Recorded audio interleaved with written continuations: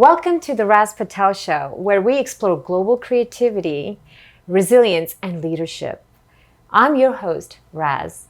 Today's guest has redefined men's fashion in Washington, D.C., bringing elegance, boldness, and cultural storytelling to style. Meet our DC fashion fool, a trendsetter, featured in New York Fashion Week, Oscar fashion reviews, and known for revitalizing DC's fashion scene from Navy Yard to city streets.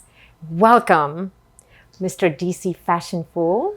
Wow, that's really, really nice. Makes me sound kind of impressive. You are an inspiration. So tell me, how should I address you? Should I say Barnette? Should I say Mr. DC Fashion Fool? How would you like me to address you? You can call me Barnette. Barnette, okay. People that see my Instagram or see that they're like DC Fashion Fools, so that's fine. But my name is Barnette. Perfect. Just Barnette. Welcome to the Thank show. You. Let's clear the air about this DC fashion fool. Okay, I've been seriously scratching my head where you got this awesome name, this DC fashion fool. Tell me, why DC fashion fool? It's just a weird story. Well, let's back up. So I had a blog for a long time that nobody read except for my mother, And thank God for our moms who would love us. Oh, Lord, right? Have mercy. And I would always go around DC or like and be like and take pictures of like, oh, here are the trends. Here's what we see. This is what's going on and stuff like that. And it was fine. Nobody read it. And a friend of mine, I said, let's go to New York Fashion Week. So we go to New York Fashion Week because I had gotten credentialed to cover it. I was writing for some publications. Mm-hmm. And then when I got back, this PR firm's like, we want you to host an event. I'm like, who, me host an event? I'm like, okay, sure, why not? She's like, we need your name, we need your logo, we need a bio. And I'm like, so quickly. Name, logo, bio, what is all of this? I'm like, I have no idea. So I'm just like, DC fashion. I'll just do this. And then I'm just like, I'll just be the DC fashion fool. And then it just kind of stuck. And I remember I don't remember what it was. It was like, because she said I needed a logo. So I think it was on Canva or something. And I just whipped up something. It was awful, whatever it was. And I'm like, well, that's where it was. And then the same friend that I went up to Fashion Week with, she made me do a whole bunch of things. First she said, nobody's gonna ever take you seriously. You need to have an Instagram account. So I got an Instagram account, but you have to be in the pictures. And I'm like, I'm not doing that. I'm too old. I'm too fat. I'm not doing it. You're not fat. By the way, girl, we can talk about that. You that's a whole nother story. But anyway, she's like, all right, let's take a picture. And I remember I had bought this coat from Billy Reed. And I love this coat. I found it was like on sale. It was great. I'm like, I'm taking this coat to New York Fashion Week. She snaps a picture, and 2 days later it got picked up by Saks. And I didn't know anything about influencing. I didn't know about, I just knew I took pictures and posted them up. And I was like, I didn't even buy the coat at Saks. Because that was what was going through my head. And I was like, well, this is cool. And so I was like, so I'm currently hosting an event. Then my pictures going, and people started following me. I'm like, this is kind of cool. And then people were like, we'll pay you to do this stuff. I'm like, okay. Or no, at first they weren't paying you anything. They're like, we'll send you this. And you're just like, I'll take it. And so that's kind of how it started. It's like, I got some ugly free gifts though. Just turn into some rags or something, mopping the floor. Oh, I got stories. I got lots of stories about that. Do tell the stories. I mean, I use it as a mop sometimes. I'm like, no. My very, very first campaign, I don't remember. So some companies like, I'll tell you the name of the company in a second. You'll laugh. Like, we want to pay you to post our bag. I'm like, okay, cool. How much do you charge? Well, you have no idea because you were getting free stuff. You just started. Like, I don't know. I may have said like $150 or something like that, and I didn't hear from him for like 2 months. So I said, oh, no big deal. And next thing you know, because I think my address was in my Instagram, whatever, I get a check for $150. Oh wow. Oh, this is cool. So, me run to the bank, cash it, make sure it's good. Heck yeah. Then the bag comes. I hadn't seen the bag. I hadn't looked at it. I hadn't done anything. So the company was called. Oh, I better not say that. No, don't say that. Yeah, we're okay. Don't. Yeah. So if you, I think the post is still up. So the company sends this bag, and I thought it could hold my laptop, and it couldn't. So the bag was probably about this big. So, and at first I said, oh, I can put my iPad in. I couldn't even jam an iPad in it. So I couldn't get anything except like maybe my keys and my wallet. And I'm just like, all right, I've already cashed this check. I don't want to send the money back. It was only $150. Yeah, but back then you're just like, oh, this is great. Yeah. And so I took pictures and I styled it. I looked fantastic. And I think some of the first comments I get is like, you wouldn't carry that bag.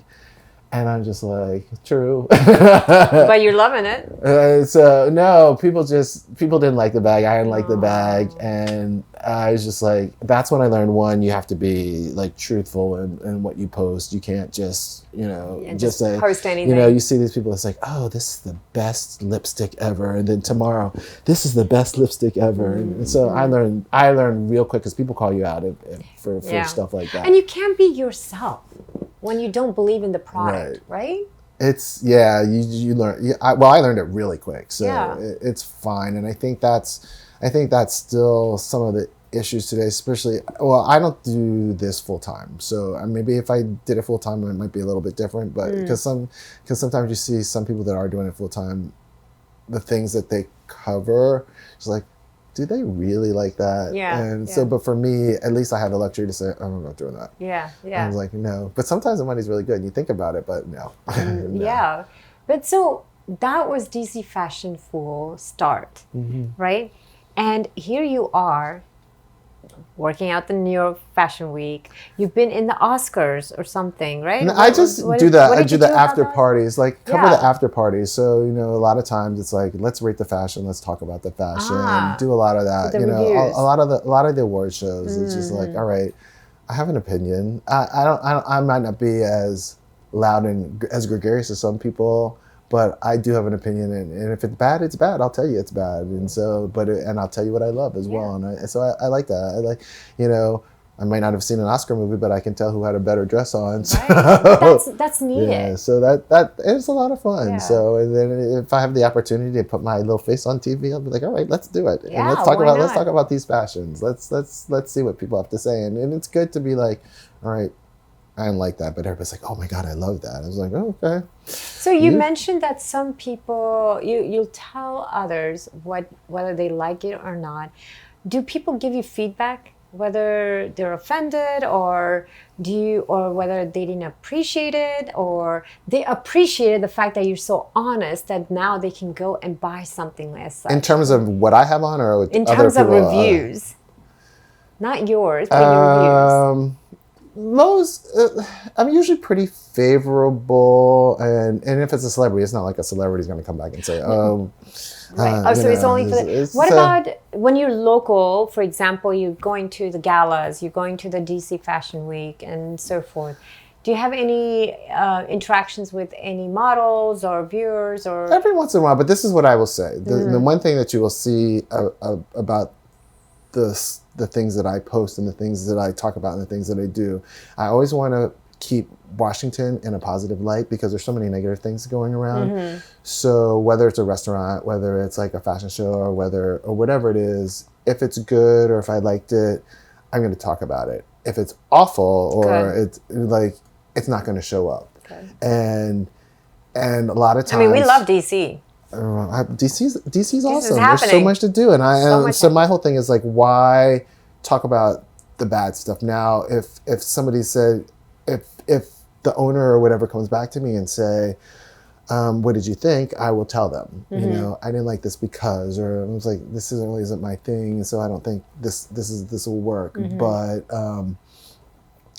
I don't want to give. DC has a hard enough time as it is. It does. And so it's just like, the first thing people say is there's no fashion in DC, but I think that's false.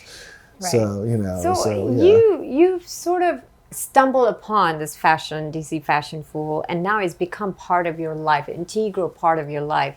What do you do with this fame, and what do you do in terms of? I mean, let's hear it. You're pretty well known here, I'm assuming, because you speak your mind, which I love. By the way, I think it's important when it comes to fashion to speak your mind and tell someone how they can improve, right? And I love that, because I think the same way. When you have a way to give back to others and to improve their style, why not? Because you're helping their personality to outshine.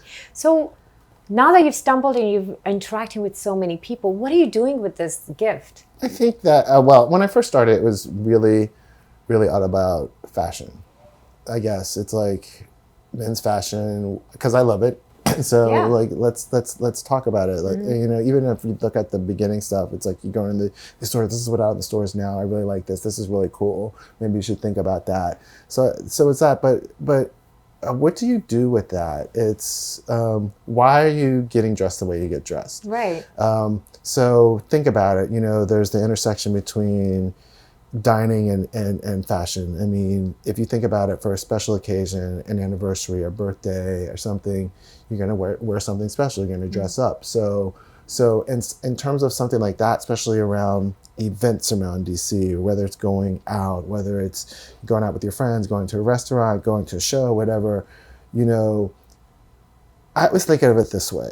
If a chef has spent all this time to create this beautiful dish, Yeah. why can't you look beautiful next to it? Right. So, It's and an I art. think that's part of it. I mean, like when you go to the theater, this is what stresses me out a lot. When you go to the theater and people are like in flip flops and sweats and seriously. uncomfortable, but like people spent all this And time. wearing PJs and They spent all this time to put on a performance. Yes. The least you can do is look half decent. I'm Right. not saying you have to wear a tux, but I think that you need to. image is important. It's not so much And image. it's I a just think storytelling. Like that- you are going to the theaters, you want to be living and being part of it. Exactly. Right?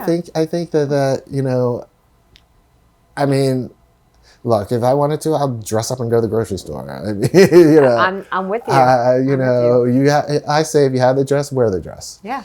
You know, people's like, I need to look the save part. this and save this for a special occasion. But what if that special occasion doesn't come? What if you die the next day? It's sorry to say, but what if you don't exist? So what did you do with saving it, right? Exactly. You know, you have this. You spent maybe a lot of money, maybe not a lot of money, but it's like one of your favorites. I'm saving this for a special occasion. So what's the special occasion? The special occasion can be cutting your grass. If you want to wear that dress, wear that dress. Right. That's what I say. Speaking of a lot of money and so forth financially,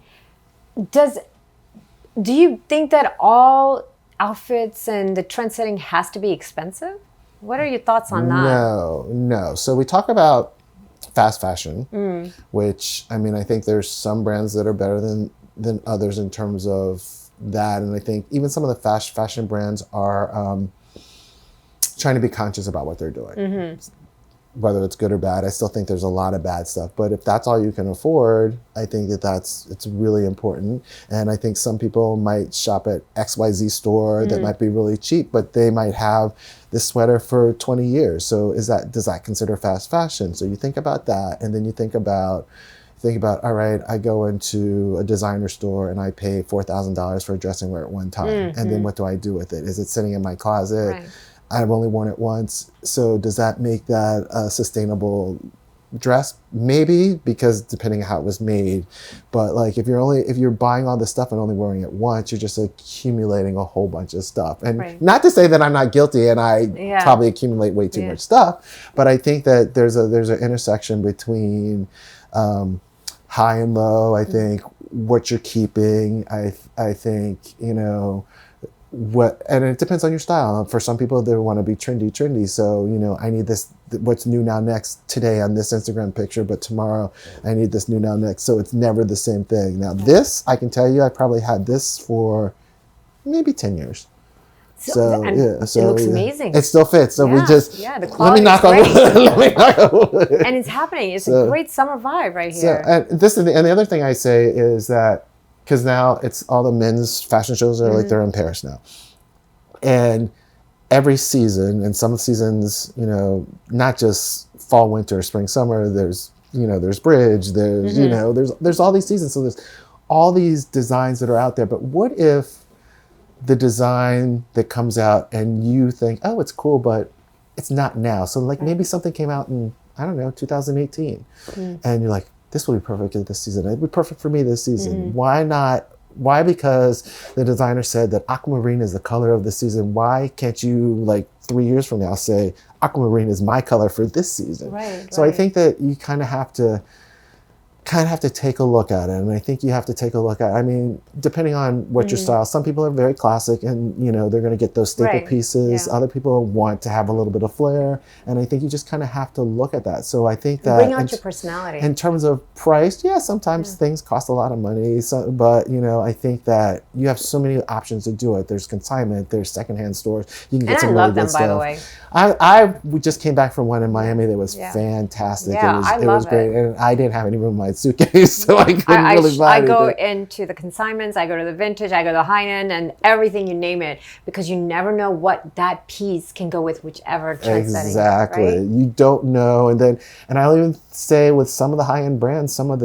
their older pieces are much better quality than what you can get today. Yeah. And at a substantial savings. And then, you know, if you hold both of the bags up or whatever they are at the same, you're like, oh, I don't know which one's better. And then you know, for some people, if money is an object, then that's a way to save. So let's take a. You've been to Paris since you the Men's Fashion Week is there, and you've been working with this whole trendsetters and this style and so forth with so many people. Are there any challenges you go through to make people understand that this actually style looks better on them, or what are the challenges you've gone through in your journeys thus far?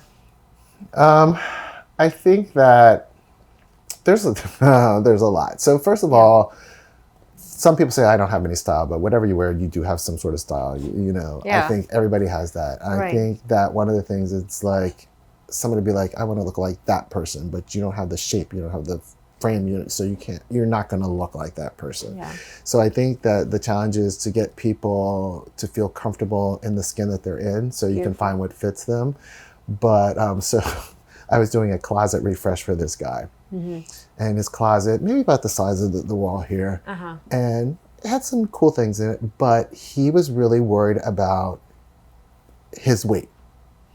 So he would have the exact same shirt. Let's say it's this sweater. He would have the same sweater in like 5 different sizes and several copies. So like he would have, that's what he was comfortable with. He would have the same thing like let's say 20 times. I'm like, first of all, you need to pick a size and get with it. And I'm like you're never gonna fit into this extra small, and you're not extra large. You're medium. Just stick with it. And he'd be like, well, who knows? Or what if they don't make it anymore? I said, but you can evolve into other stuff. Yeah. So I made him, all right, let's cull it down to like 2 or 3. So he did, and then he called me back later. He's like, I put it all back. I just couldn't let go. So I think that's a challenge. It's a challenge so for sure. that was a major challenge. That was having your mindset shift. It was just like, wow, really? I was just like, let it go. Yeah. And so I think that was one of the biggest challenges. It was funny. Wow. I mean, it's a huge mindset shift for people to understand, okay, this is something that they're comfortable with, but this is something that's actually looking good on me. So hats off to you. I mean, that's huge because you're helping people. If you look at it, it's not a journey just to look good, glamorous, but you're helping people to be who they are. I like people to give people like, this is what you can do, and I don't say that to say copy me, because I wear what I like to wear. Yeah, I think that it just gives people some other thoughts. Now, you asked about some other backlash. I mean, like, I'm a huge fan of Tom Brown. I like a lot of Tom Brown stuff, and so he has like men in skirts. So I'm like, I wear skirts. So I have gotten comments about, can't believe you're wearing a skirt, blah blah blah, and so I have a post on my Instagram. This guy, it's like, oh, that's so gay. I can't believe you're wearing a skirt. I love that video of you, and that won my heart. I'm like, let's break it down. I said, originally, guys wore dresses. That's how it goes back. So I break it down. I said, the only reason why guys wore pants is because they needed to ride horses, and that's kind of and this broke it down. And so, you know, when you understand the history of clothing and things like that, then some things make sense. Now, some things are ridiculous, Yeah, and then you become more accepting of who that person so, is. I mean, and I think that it's like, are you looking at your style? Is it costumey? Is Right. you know? Yeah. I mean, sometimes some of the stuff I wear could be considered costumey, but I like it. I think it looks cool, and I want to wear it. So that's one thing.